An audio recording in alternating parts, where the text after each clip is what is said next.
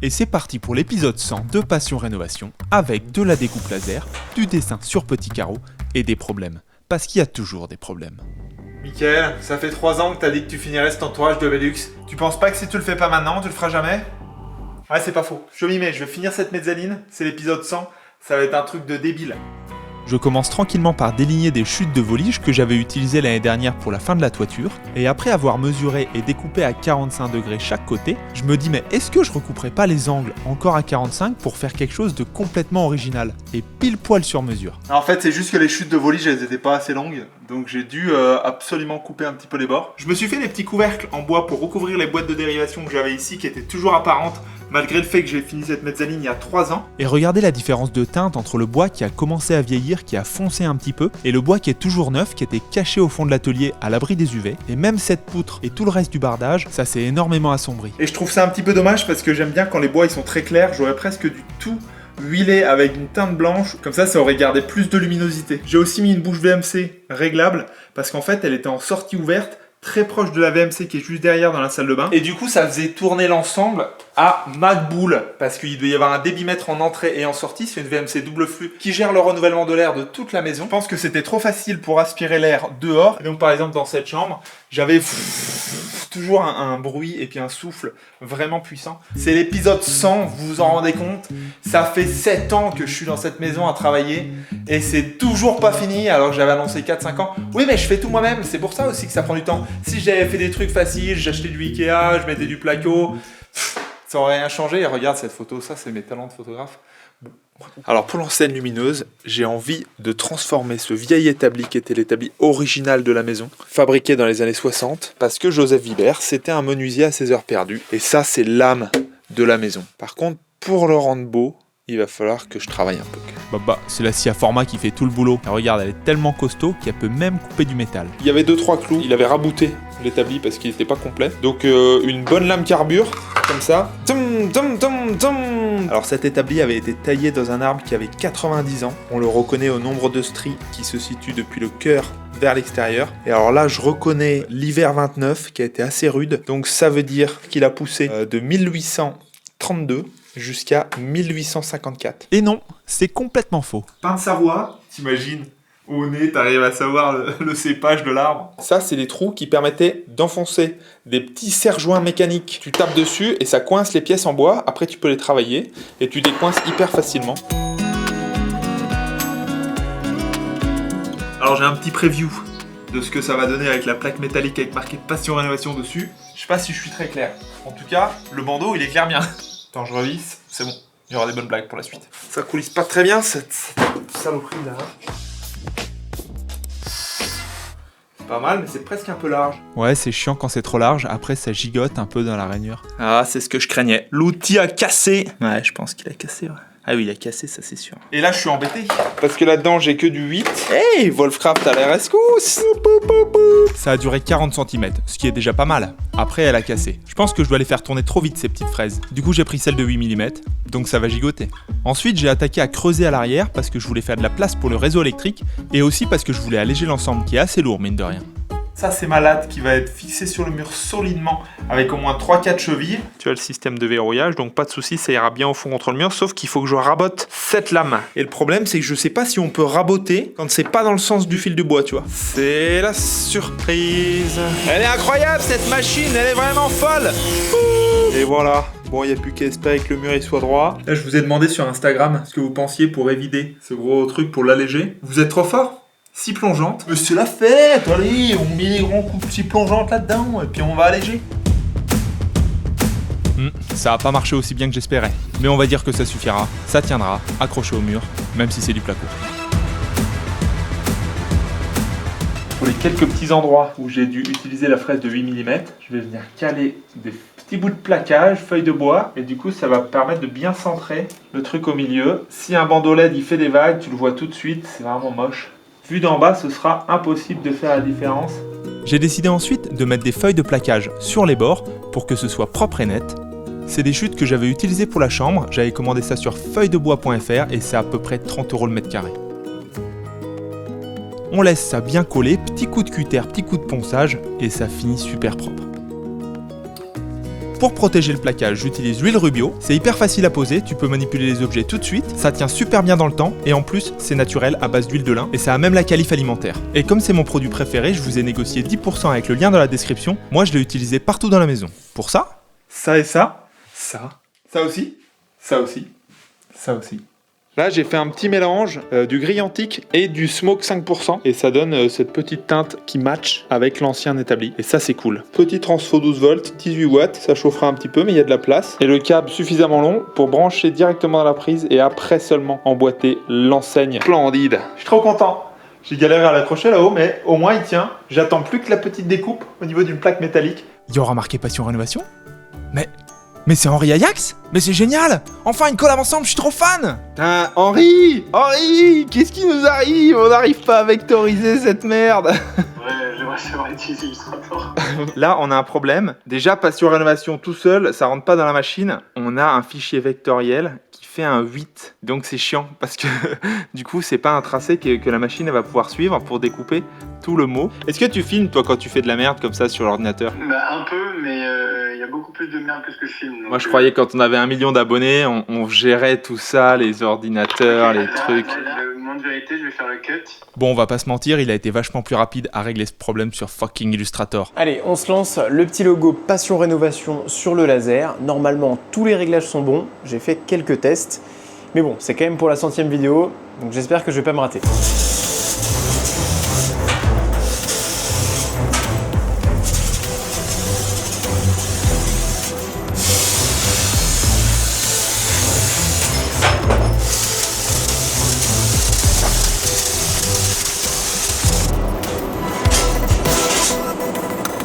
Merci Henri, j'attends ça avec impatience. Et en attendant, j'ai rangé l'atelier.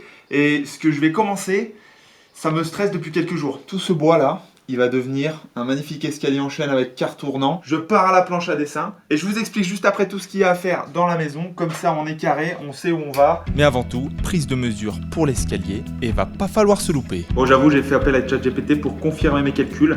Avec la formule de Blondel, on arrive à une foulée de 63,5 cm, ce qui dépasse un tout petit peu des 63 cm idéal pour une foulée classique, mais ça va me permettre de faire des marches en 19,5 de hauteur. C'est un peu haut, mais je suis grand. On a tous pris 10-15 cm avec nos corps. Il n'y a pas de raison que les escaliers soient pas plus grands. Ça devrait être un petit peu plus confortable que l'ancienne échelle de meunier. Je suis encore jamais tombé dessus. Le seul truc, c'est qu'on ne peut pas le descendre 2 par 2 au niveau des marches. Maintenant, on passe à la conception. Tu veux voir? Eh ben, tu vas voir. Il n'y a pas de surprise. Petit assemblage de 2 feuilles cartonnées à petits carreaux ensemble parce que c'est tellement plus sympa de dessiner avec une échelle de 1/10. 4 mètres correspond à 40 cm sur le papier. Et après, tu reportes, tu traces, tu dessines, tu mesures les angles.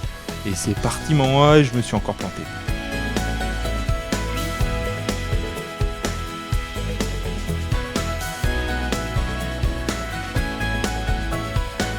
Je finis avec une vue de dessus avec le recouvrement des marches en pointillé et 2 vues latérales, limon près du mur, limon intérieur.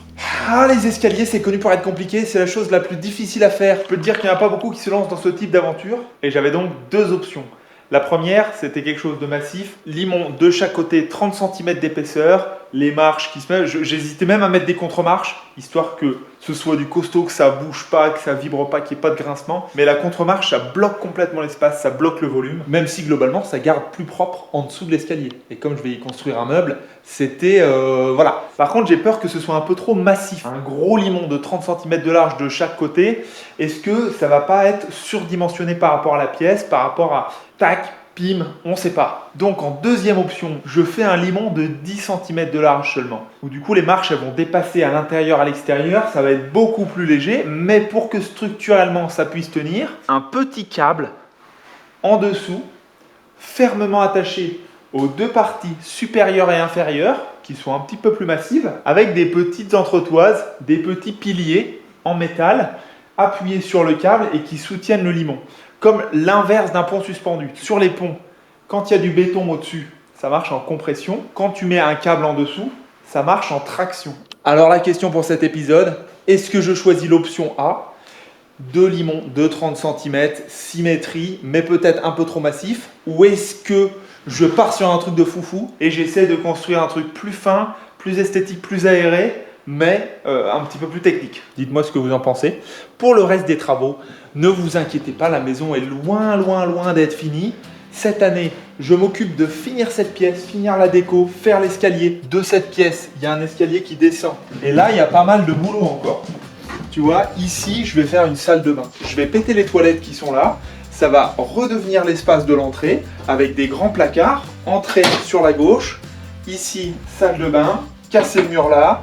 Ici, la chambre. Il va falloir que je fasse un petit couloir qui amène jusqu'à cette chambre ici avec une porte qui va dans cette chambre-là. Hop, petit dressing ici.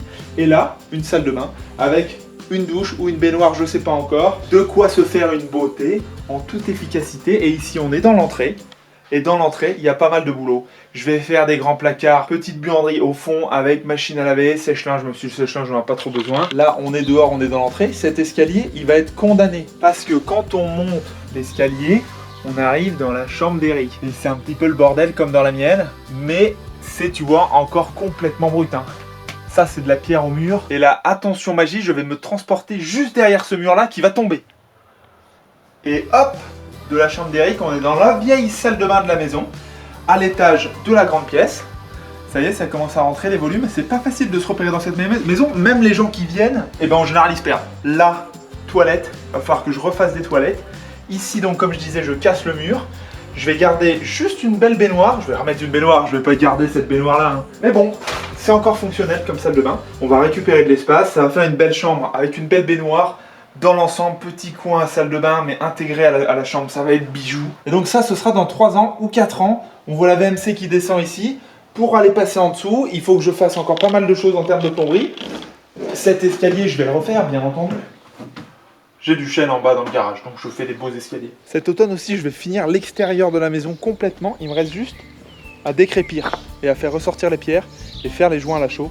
Tu vois ici, j'ai plein de pierres qui sont dans le mur et ça va être magnifique parce que tout ça un petit peu rose, un petit peu crépi, dégueulasse, c'est pas bien, surtout le crépissement sur les murs en pierre qui ont besoin de rendre un petit peu d'humidité quand la capillarité du sol elle remonte. Il n'y a pas de fondation sur ces choses là, donc il n'y a pas de protection anti-humidité. Et c'est pas pour tout de suite que je vais faire l'extérieur de la maison de ma chérie qui est juste à droite, c'est l'autre partie, la maison rose, parce qu'elle n'a pas besoin, c'est déjà isolé par l'intérieur. Et ma chère voisine, la voisine préférée de tout le monde, elle habite tout au fond, mais elle n'est pas là l'été en ce moment, donc c'est royal. Pendant 6 mois, on est tranquille, on est en vacances. Vie privée oblige, je ne donnerai pas son nom ni son numéro de téléphone.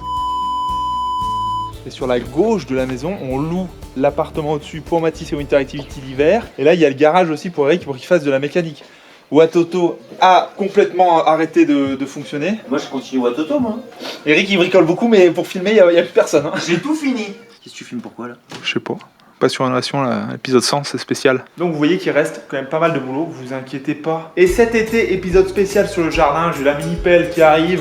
Je vais bêcher à la mini-pelle, ça c'est la semaine prochaine, je vais me faire plaisir. Merci à Henri Ajax qui a réussi à me faire une découpe laser aux petits oignons. J'ai pas encore de CNC découpe laser comme lui il est équipé comme un as.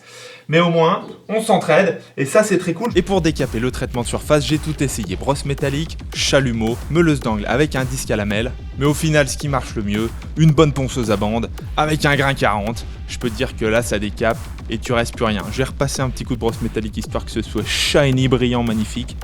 Et après, superbe. Est-ce que je vous ai déjà dit que souder des petits clous sur une grosse tôle de 2 mm, c'était pas facile? Attention, c'est chaud, hein?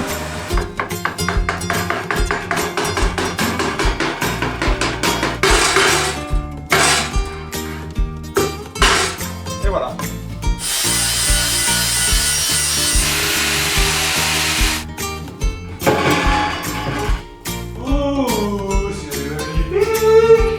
merci d'avoir regardé ce 100e épisode jusqu'au bout. Vous pouvez bien sûr retrouver les huiles Rubio avec un petit code promo de 10% avec un lien dans la description. J'ai mis aussi des liens vers le bandeau LED que j'adore ainsi que les petits transformateurs. N'hésitez pas si vous voulez faire des projets similaires et à très vite.